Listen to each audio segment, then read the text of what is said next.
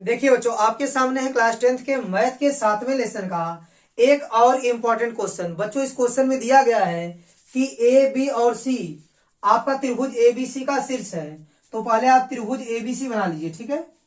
त्रिभुज एबीसी बना लीजिए।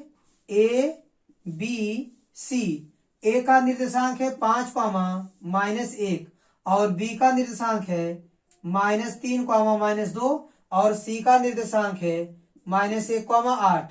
बच्चों, आपको शीर्ष ए से जाने वाली माध्यिका की लंबाई ज्ञात करनी है। देखिए, माध्यिका क्या होती है? त्रिभुज के शीर्ष से सम्मुख भुजा के मध्य बिंदु को मिलाने वाला रेखाखंड, ठीक है। यह हो गई माध्यिका, ठीक है। यह जो रेखाखंड एडी आपको दिख रहा है वो आपकी माध्यिका है, और डी आपका क्या है? बीसी का मध्य बिंदु है, ठीक है। तो डी बीसी का मध्य बिंदु है, तो पहले आप इसका निर्देशांक ज्ञात कर लीजिए, ठीक है। बच्चों, डी आपका बीसी का मध्य बिंदु है, तो सबसे पहले आप डी का निर्देशांक ज्ञात कर लीजिए। तो आप कैसे निकालेंगे? देखिए, यहां लिखेंगे, चूंकि डी क्या है? बीसी का मध्य बिंदु है, मध्य बिंदु है। देखिए बच्चों, डी बीसी का मध्य बिंदु है, इसलिए डी बराबर इनका भुज जोड़ के आधा कर दीजिए, -3 और -1/2। तो यह डी का भुज मिल जाएगा। और कोटि कैसे मिलेगी? इनकी कोटि को जोड़ के आधा करना पड़ेगा, -2 + 8/2, ठीक है। तो आपको मिल जाएगा डी बराबर क्या मिल जाएगा? देखिए, -3 -1 -4, -4/2 करेंगे तो -2 मिल जाएगा, और +8 और -2, +8 और -2 करेंगे तो आपको क्या मिल जाएगा? +6 मिलेगा। जब 6/2 करेंगे तो 2 तिहाई 6। ए मिल गया आपको डी का निर्देशांक, कितना मिल गया? -2, 3 मिल गया, ठीक है। अब आपको माध्यिका एडी की लंबाई ज्ञात करनी है।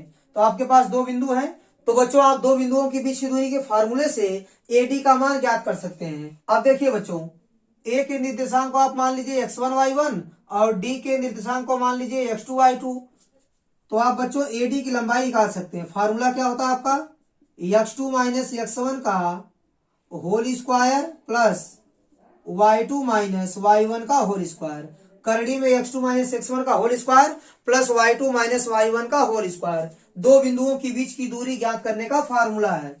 अब देखिए बच्चों, x2 का मान रखिए -2, फिर माइनस x1 का मान कितना है? 5, इसका होल स्क्वायर प्लस y2 का मान रख दीजिए 3, और माइनस y1 का मान कितना है? -1, और माइनस पहले से तो +1 हो जाएगा, पूरे का होल स्क्वायर।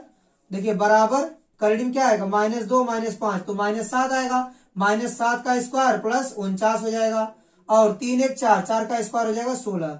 49 और 16 को हम लोग जोड़ लेंगे, ठीक है। 49 और 16 को जोड़ेंगे तो आएगा आपका ऐसा कि 65। तो करड़ी में 65 आ जाएगा।